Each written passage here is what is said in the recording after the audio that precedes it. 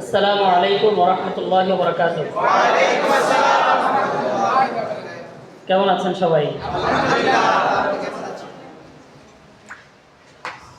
দীর্ঘ সময় বক্তব্য শুনছেন, বিরক্তি এসে আপনাদের গায়ে শরীরে ভর করাটাই স্বাভাবিক। তারপরও আজকের এই আয়োজন জেলা সম্মেলন, তার মানে গোটা একটা সেশনের হাল খাতা খুলে দেখে আবার নতুন আরেকটি সেশন শুরু করার যে মাহেন্দ্রক্ষণ, এই মাহেন্দ্রক্ষণে আমরা এখন দাঁড়িয়ে আছি। যার কারণে আজকের এই আয়োজনে যারা অতিথি হিসেবে এসেছেন এবং যারা শ্রোতা এবং দর্শনার্থী হিসেবে এসেছেন, ঐতিহাসিকভাবেই সবাই গুরুত্বপূর্ণ। সেই গুরুত্বপূর্ণ ব্যক্তিদের সামনে দাঁড়িয়েই আমি আমার বক্তব্য শুরু করেছি। নাহমাদুহু ওয়া নুসাল্লি আলা রাসূলিহিল কারীম, আম্মা বা'দ। আউযু বিল্লাহি মিনাশ শাইতানির রাজীম। বিসমিল্লাহির রহমানির রহিম। ওয়াল্লাযী আরসালা রাসূলাহু বিল হুদা ওয়া দীনিল হক লিইয়ুযহিরাহু আলাদ দীনি কুল্লিহি ওয়ালাউ কারিহাল মুশরিকুন। সাদাকাল্লাহুল আযীম। ইসলামী ছাত্র আন্দোলন বাংলাদেশ কুমিল্লা দক্ষিণ জেলা শাখার উদ্যোগে আয়োজিত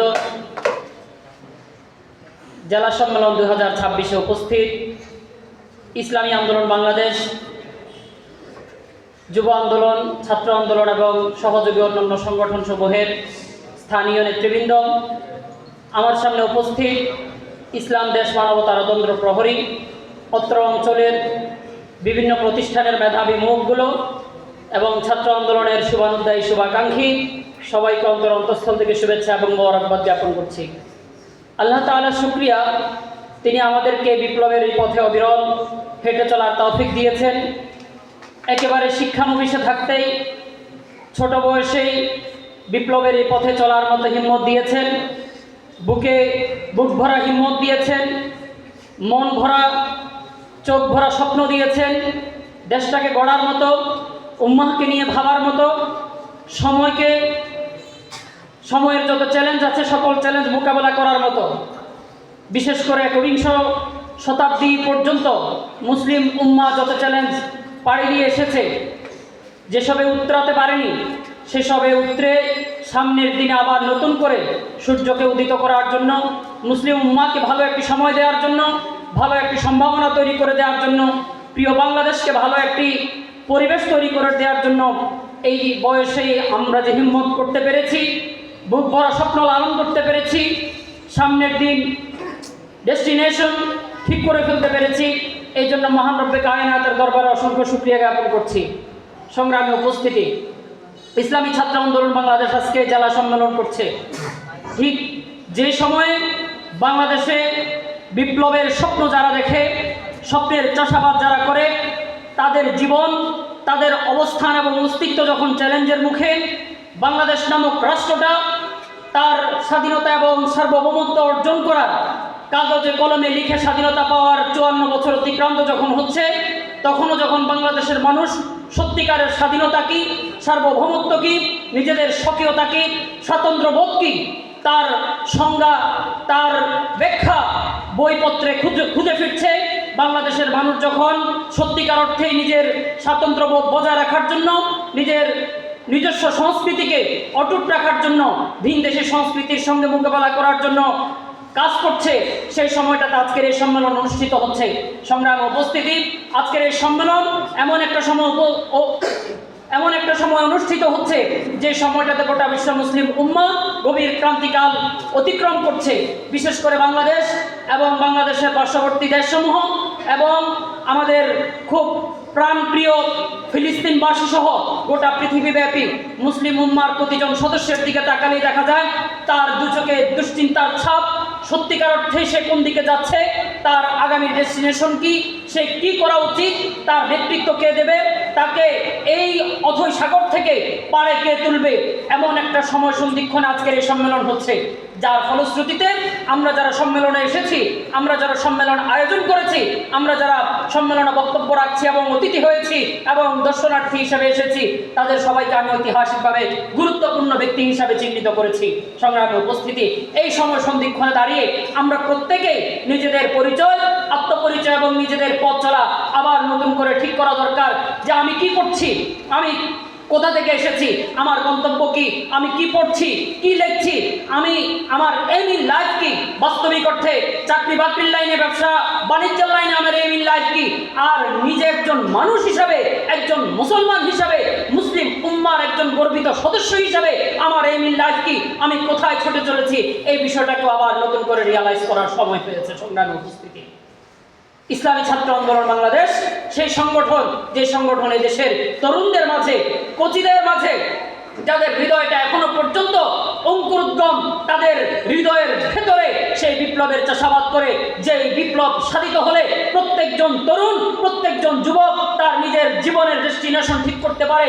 সে কি পড়বে, কি লিখবে, কে চিন্তা করবে, কতটুকু সে ভাববে, দেশকে নিয়ে কতটুকু ভাববে, সমাজকে নিয়ে কতটুকু তার সময় দেওয়া উচিত, তার পাড়া প্রতিবেশীকে নিয়ে তার কতটুকু ভাবা উচিত, বৃহত্তর উম্মার স্বার্থে তার নিজেকে কতটুকু বিসর্জন দেওয়া উচিত, ইসলামী ছাত্র আন্দোলন বাংলাদেশ সেই শিক্ষাটাই দেয়। সেই বিপ্লব নিয়েই কথা বলে ইসলামী ছাত্র আন্দোলন বাংলাদেশ সেই স্বপ্নটাকে সাজিয়ে তোলে। আমরা এমন এক সময়ে এসে উপনীত হয়েছি, যে সময়ে দেখা যায় তরুণ যারা, যুবক যারা, বুড়োদের চেয়েও তারা বেশি হাঁপিয়ে উঠেছে। ক্ষেত্র বিশেষ তারা অনেক বেশি লড়াই করছে, অনেক বেশি ভাবছেও, অনেক বেশি এগিয়েও যাচ্ছে। আবার তাদের মাঝে বিভিন্ন সময় হতাশা জেগে বসছে, তারা হতাশ হয়ে পড়ছে, কখনো নিজের জীবন নিয়ে, কখনো তার সমাজ নিয়ে, কখনো তার রাষ্ট্র নিয়ে। কেউ রাষ্ট্র নিয়ে হতাশ হয়ে বলছে দেশে কিচ্ছু হবে না, কেউ সমাজ নিয়ে হতাশ হয়ে বলছে এখানে ভালো কিছুর চাষাবাদ করার আদৌ সুযোগ নেই। কেউ নিজের জীবন নিয়ে হতাশ হয়ে সে তার কর্মক্ষমতা থাকা সত্ত্বেও, তার মেধা বৈচিত্র্য থাকা সত্ত্বেও সে নিজের মেধাটাকে কাজে লাগাচ্ছে না। এমন একটা সময় ইসলামী ছাত্র আন্দোলন বাংলাদেশ প্রত্যেকজন যুবককে নতুন করে আবার স্বপ্নের এই বীজ তলায় এনে দাঁড় করানোর চেষ্টা করছে। ইসলামের দুইটা দর্শন বলা হয়েছে, যখন তুমি দেখো যে কিয়ামত সন্নিকটে, কিয়ামত সংগঠিত হয়ে যাচ্ছে, তোমার হাতে যদি একটা চারা গাছ থাকে, সেই চারা গাছটাকে তুমি রোপণ করে তারপর তুমি কিয়ামত যে সংগঠিত হচ্ছে তার সঙ্গে তাল মিলাও। পড়া এবং শেখার ব্যাপারে বলা হয়েছে, তোমার কাছে কোনো একটা ইলম আছে, কোনো একটা জ্ঞানের ভান্ডার আছে, কোনো একটা জ্ঞান সম্পর্কে তুমি জানো, সেটা দ্বিতীয় আরেকজন ব্যক্তির কাছে পৌঁছে দেওয়ার আগ মুহূর্তে কিয়ামত সংগঠিত হতে দেখছো, তাহলে সেই জ্ঞান আরেকজন ব্যক্তির কাছে পৌঁছে দিতে যতটুকু সময় তুমি হাতে পাও, এতটুকু সময় হাতে পেলে তুমি ওই জ্ঞানটা আগে তার কাছে পৌঁছে দাও, তারপর তুমি কিয়ামত সংগঠিত হবার দিকে তাকাও। আমাদের হতাশ হবার সেই সুযোগটা কোথায়? রাসূল করিম সাল্লাল্লাহু আলাইহি ওয়াসাল্লাম তো এমন এক সমাজ ব্যবস্থায় পৃথিবীতে আগমন করেছেন, যে সমাজে হতাশা ছাড়া বাস্তব উপলব্ধি করার মতো, নতুন করে ভাববার মতো, পৃথিবীটাকে পরিবর্তিত হবে এমন কোন স্বপ্ন দেখবার মতো পরিবেশও ছিল না। সেই সময়টাকে আমরা জাহিলি সমাজ বলি। আল্লাহ রাব্বুল আলামিন সাল্লাল্লাহু আলাইহি ওয়াসাল্লামকে তো সেই সমাজেই দুনিয়াতে পাঠিয়েছেন, যাতে করে তিনি গোটা মানব সভ্যতার অভিভাবকত্বের জায়গায় দাঁড়িয়ে গোটা পৃথিবীবাসীকে, সভ্যতা, সংস্কৃতিকে এবং এই মানবতাকে আবার টেনে মুক্তির রাজপথে এনে দাঁড় করাতে পারেন। রাসূল করিম সাল্লাল্লাহু আলাইহি ওয়াসাল্লাম 63 বছরের হায়াতে 40 বছর তিনি প্রস্তুতি কল্পে আল্লাহ রাব্বুল আলামিন সময় নিয়েছেন, তারপর নবুয়ত দান করেছেন। 23 বছর রাসূল করিম সাল্লাল্লাহু আলাইহি ওয়াসাল্লাম হায়াত পেয়েছেন। এই 23 বছরে রাসূল করিম সাল্লাল্লাহু আলাইহি ওয়াসাল্লাম দাওয়াতের মাধ্যমে, তালিম তথা শিক্ষার নতুন আনয়নের মাধ্যমে, তাজকিয়া তথা মানুষের আত্মশুদ্ধির মাধ্যমে এবং জিহাদ তথা অসত্য, অনাচার, দুর্বিচারের বিরুদ্ধে যেই দুর্বার অ্যাকশন, এই অ্যাকশনের মাধ্যমে রাসূল করিম সাল্লাল্লাহু আলাইহি ওয়াসাল্লাম এমন এক স্বর্ণালী সমাজ প্রতিষ্ঠা করে দিয়েছেন, যে স্বর্ণালী সমাজে ইনসাফ প্রতিষ্ঠিত হয়েছে। মানুষের মাঝে অনিনসাফ আর কার্যত ছিল না, মানুষের মাঝে সত্য, সুন্দর সবকিছুর আগমন ঘটেছে। মানুষ মিথ্যা পাপাচারকে ভুলে গিয়েছে। রাসূল করিম সাল্লাল্লাহু আলাইহি ওয়াসাল্লাম এমন একটা সমাজ প্রতিষ্ঠা করে দিয়ে গিয়েছিলেন। তারপর খোলাফায়ে রাশেদা, আমরা যাদের কথা বলি হযরত আবু বকর, ওমর, ওসমান, আলী, তারা সেই সত্যকে সামনে রেখে কোরআনকে দিয়ে গোটা পৃথিবীকে পরিচালনা করেছেন 30 বছর সময়। তারপর বনু উমাইয়া থেকে নিয়ে শুরু করে বনু আব্বাসীয়, বনু উসমানীয়, বনু উমাইয়া, বনু আব্বাসীয় এবং বনু উসমানীয় থেকে নিয়ে শুরু করে 1350 বছর পর্যন্ত আমরা মুসলমানরা এই কোরআনকে কেন্দ্র করে এই কোরআনের রাজ কায়েম করেছি। কোরআনকে দিয়ে আমরা গোটা পৃথিবীকে পরিচালনা করেছি। আমাদের উমাইয়া শাসন ব্যবস্থা পৃথিবীকে সভ্যতাকে পুনর্গঠন করার মধ্য দিয়ে আমরা অতিবাহিত হয়েছি।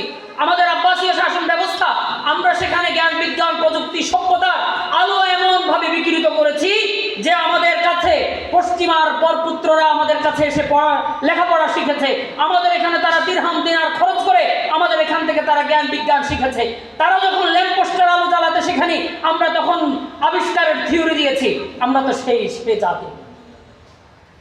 আমাদের গন্তব্য সুনির্ধারিত, আমাদের অতীত সুস্পষ্ট, আমাদের বর্তমান যদি প্রচ্ছন্ন থেকেও থাকে, এই বর্তমানকে আবার নতুন করে ভেঙে ঢেলে সাজানোর জন্যই এমন যেন সম্মেলনগুলোর আয়োজন করা হয়, সেখানে আপনাদেরকে আবার ডেকে পাঠানো হয়, এখান থেকে আবার নতুনের সবক দেওয়া হয়।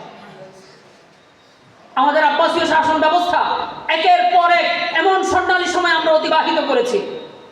আল ফারাবি আল কিন্দি, জাবির ইবনে হাইয়ান যাকে আল জবরা বলা হয়, আবি সিনা, ইবনে সিনা, তারা অতিবাহিত হয়েছে। আমরা তো সেই স্বর্ণালী সময় কাটিয়ে এসেছি। তারপর 1924 আমাদের ভুল ছিল, শত্রুর প্রতাপশালী কৌশল ছিল। দ্বিতীয় বিশ্বযুদ্ধ পরবর্তী আমরা আস্তে আস্তে খেয়ে হারাতে শুরু করেছি। 1924 চূড়ান্তভাবে ইসলামের যে নেতৃত্ব ছিল, ইসলামী নেতৃত্বের যে ধারাবাহিকতা ছিল, ইসলামী সালতানাতের যে সূর্য উদিত ছিল, সেই সূর্য আস্তে আস্তে অস্তমিত হয়েছে। আমরা ভাতৃঘাতী যুদ্ধে লিপ্ত হয়েছি, আমরা জিহাদ ছেড়েছি, ইজতিহাদ ছেড়েছি, আমরা আমাদের অবস্থান ভুলেছি, আমরা শুধুমাত্র পশ্চিমাদের শেখানো বুলি শিখতে শুরু করেছি। আমরা আমাদের নিজেদের সিদ্ধান্ত অন্যের হাতে ছেড়ে দিয়েছি। আমরা নেতৃত্বের মতো এমন এক শৌর্য বীর্যের মতো স্থানকে আমরা পায়ে গলে পিষ্ট করেছি। আমরা জিহাদের মতো আমাদের সম্ভাবনাময় এমন শক্তিকে আমরা আস্তে আস্তে সেটাকে হীনমন্যতায় আমরা দূরে ঠেলে দিয়েছি। ইজতিহাদের মতো, আবিষ্কারের মতো, নতুনকে খুঁজে নেওয়ার মতো, নতুন সিদ্ধান্ত গ্রহণ করার তীব্র যে মানসিকতা, সেই মানসিকতা আমরা হারিয়েছি। যার ফলশ্রুতিতে বিগত এক শতাব্দী আমরা ধুকে ধুকে মরছি। নিজের দেশ, নিজের মাতৃভূমি, নিজের সম্ভাবনাময় জনশক্তি সবকিছু থাকা সত্ত্বেও নিজের দেশেই ভিনদেশি প্রভুরা আগ্রাসন চালায়। ভিনদেশি প্রভুরা তারা তাদের তত্ত্বতাউসকে মজবুত করে। ভিনদেশি প্রভুরা নিজ দেশেই তারা তাদের শাসন ক্ষমতা পরিচালনা করে। আর আমরা শুধু শাসিত হয়েছি, শোষিত হয়েছি, বঞ্চিত হয়েছি, নিজেদের অধিকার বলেছি, নিজেদের অস্তিত্ব আস্তে আস্তে হারাতে বসেছি। সেই অস্তিত্বের প্রগাঢ় আহ্বানে নতুন করে আবার সম্ভাবনাকে জাগিয়ে তোলার জন্যই ইসলামী ছাত্র আন্দোলন বাংলাদেশ এই তরুণ প্রজন্মকে ডাকছে। শিখতে হবে, জানতে হবে।